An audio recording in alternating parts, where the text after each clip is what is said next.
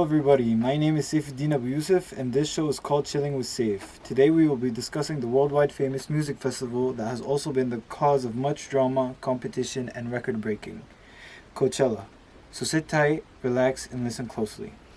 Now I want to start off by explaining what Coachella is to begin with. Coachella is a Valley music and arts festival. It was modeled on European festivals, and it's a festival of specifically contemporary art.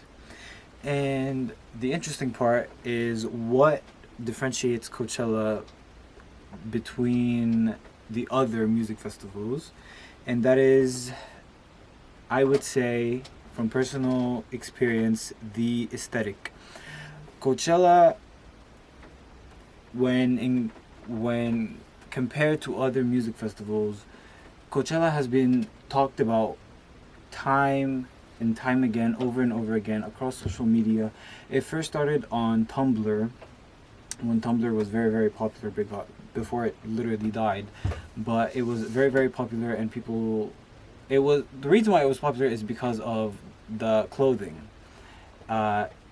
If you search up Coachella, probably the first thing, or one of the first things that you will ever see pop up in the search results are Coachella inspired outfits, under quotations.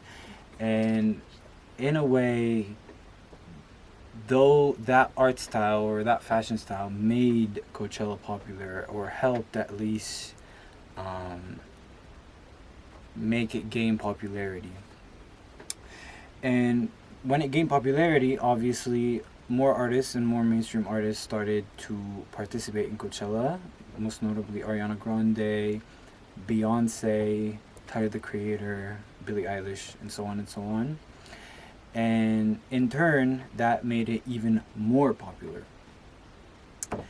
And today I will be discussing major records breaking through Coachella, specifically through K-pop artists and the popularization of Korean music in the American charts and the international charts, and specifically in the Coachella setlist. I will get into that more. I will get into more details after the commercial break. However, before I do that, I want to give you guys some brief history about Coachella, and that is Coachella. The first ever Coachella was held in 1999 by two partners, Paul Tollett and Rick Van Satten. Sorry if I'm butchering his name. They created Coachella and hosted Coachella and were the spark that initiated Coachella, with the help of a promoting company called Golden Voice. And when they created the first ever Coachella in 1999, the first ever artists to ever participate in the festival were Beck, Tool, and Rage Against the Machine. And when they first started, they were the two partners, that is, they were hoping that they would gather around 70,000 fans. Now, this is kind of very crazy to think about when considering that today's Coachella garners millions and millions and millions of fans, both in real life and online. So, I'll get more into that after the commercial break, but for now, I'll hope you guys enjoy these ads that I created myself. What should we drink? What do you feel like drinking? Something refreshing. Coca-Cola is everybody's go-to drink. It's unique, fizzy, and affordable. Coca-Cola is a drink that everybody knows. Coca-Cola, taste the feeling. What you gonna do when I come through with that What you gonna do when I come? I'm hungry. Me too. What do you want to eat?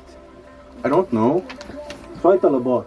It gives you direct contact with a variety of restaurants and gets the food delivered to your door. Really? I better download it right now. What a lifesaver. Talabat, one click away. I see that I might see.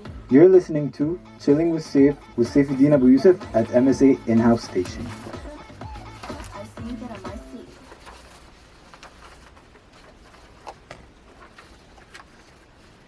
And we're back with the second segment of our show. Now, I must express that before we get into the whole points that I have prepared for you guys, I must express that not only did Coachella help artists break records, but performing at Coachella to begin with is a record in of itself. It is a very, very, very big deal, especially to foreign artists, and especially to Korean artists, K-pop artists. Like performing, like being the first international artist or being the first K-pop artist to perform at Coachella is a record itself. Now, I wanna begin by mentioning Blackpink. Blackpink is the first K-pop group to ever perform at Coachella. And they, although they did not perform on the main stage, they performed on the Sahara tent. Blackpink is a 4-member girl group formed under YG Entertainment, which is a Korean entertainment company that usually produces idols and music and stuff like that. The members were Rose, Lisa, Jennie, and Jisoo. Jisoo is the visual, Rose is the main vocalist, Jennie is the main rapper, and Lisa is the main dancer. Now, Blackpink are, as of the time of recording this episode, are the biggest girl group on the planet as we speak. Either international, Korean, English, like they are the biggest in all genres, period. However, when they performed at Coachella, they were not the biggest yet. I think Little Mix was the biggest. However, after a very, very few months after their performance, they became the biggest. And I feel like Coachella really helped them garner a more international and mostly American audience. Now, I want to talk about Jennie. Jennie is a member of Blackpink. Like I said, she's the main rapper. However, not only was she a part of the first K-pop group, whether a boy group or a girl group, to ever perform at Coachella, she was also the first soloist, Korean soloist, to ever perform at Coachella. She performed her solo song by the who conveniently is called Solo, and let's just say that people are jealous of other people's success, because in my opinion, Jennie really slayed that stage, and she was amazing, and she broke 2 world records in the same night. And I want to begin to get into the Twitter drama that happened. However, before I do that, I want to mention aespa. Now, a couple years after Blackpink's performance at Coachella, another girl group, aespa, formed under SM Entertainment. Now, I'm going to elaborate more on SM Entertainment in a second. However, aespa is also comprised of 4 members, Giselle, Karina, Ningning, and Winter. Now, they were the first girl group to not perform at Coachella. However, the Korean girl group, they were the first Korean girl group to perform on Coachella's main stage, unlike Blackpink, who performed at the Sahara tent. Now, I want to begin to give you guys a rundown of what SM Entertainment is, and then I'm going to get into the Twitter drama. SM Entertainment, you could say, is the pioneer or leader of K-pop. It's really the country that's, not country, what am I saying? The company that started K-pop. They really initiated the first generation with BoA and TVXQ, and then the second generation with Girls' Generation and SHINee and Super Junior, who we don't mention on this show. So they are really the creators of K-pop.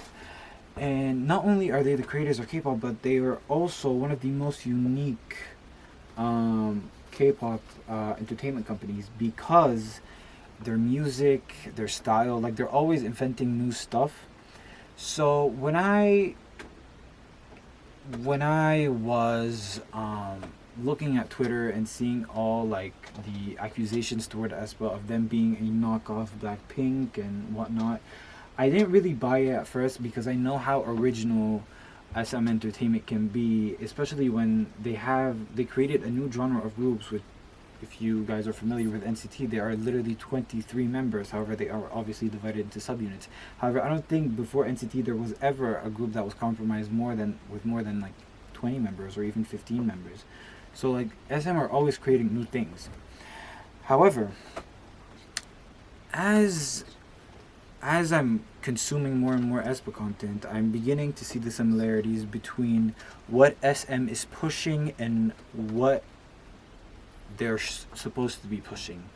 I am noticing a bunch of similarities between aespa and Blackpink. However, I will say that aespa is a completely different group with completely different visuals and a completely different sound. So I would like to squash the accusations right now. However, when it comes to Twitter or the internet in general, people are ruthless. Blinks, who are Blackpink's fans, and Mai's, who are aespa's fans, have been going at it since the day aespa debuted with Black Mamba in 2020. They have been at each other's necks. They are each other's biggest enemies. They are each other's arch nemesis. So you would imagine, or you could imagine, that when aespa performed at Coachella, and not only did they perform at Coachella, they performed at Coachella's main stage, Blinks were not the happiest, and Mai's were very happy. A, for aespa's success, but B, because Blinks were not unhappy. So, I want to first say, because I'm going to discuss this later on, it's the concept of paving the way. So I believe that Blackpink and BTS, who I will mention later or introduce to you guys officially later, they have paved the way. And I do believe that if Blackpink did not perform at Coachella, aespa would not have performed at Coachella. But I will say that Blackpink, after aespa performed at the main stage, they came back the year after and they performed at the main stage. So I felt like that was kind of proving all the Mai's on Twitter wrong about aespa being better than Blackpink and how they managed to perform at the main stage and Blackpink didn't. That really kind of squashed the rumors and stuff. So I want to talk about BTS for a second. BTS is not only the biggest boy group ever, not only is it the biggest K-pop band ever, but it's also the biggest boy group and not girl group, but it's the biggest all around, whether it's a girl group or a boy group. They did not perform at Coachella, and that was kind of a thing that Blinks were holding up against ARMY's necks, ARMY's being BTS's fans. They were telling them about how Blackpink managed to perform at Coachella and BTS didn't.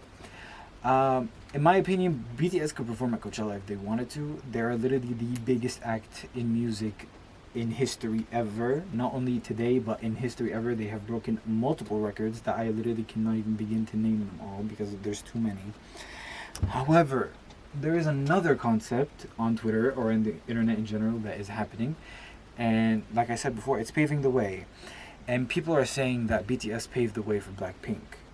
Now, I want to ask you guys, do you think that men can pave the way for women? Because the way I see it, men and women go through different experiences in life. Women go through challenges that men have never even heard of. So I find it a little bit insulting when people say that BTS have paved the way for Blackpink and that Blackpink have it easy because of BTS, when that cannot be further from the truth, considering that Blackpink have had to deal with stuff that BTS have not even heard of, or is it even possible for them to experience? So I want to leave that up to you guys, and I want you guys to get back to me, and we'll discuss it in the next episode.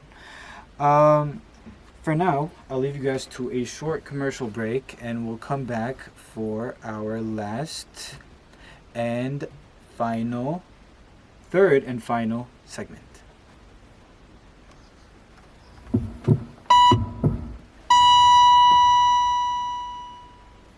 I'm sorry for your loss. Thank you. I'm sorry too. Wear a mask. Be safe. Hey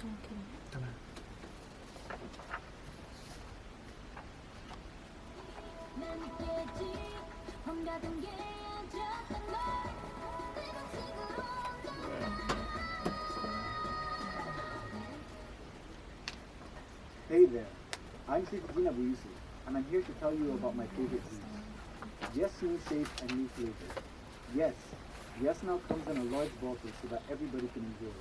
Also, 2 additional delicious flavors were added to the already amazing lineup, grape and strawberry. Yes, say yes. You're listening to Chilling with Seif Youssef at MSA In-House Station.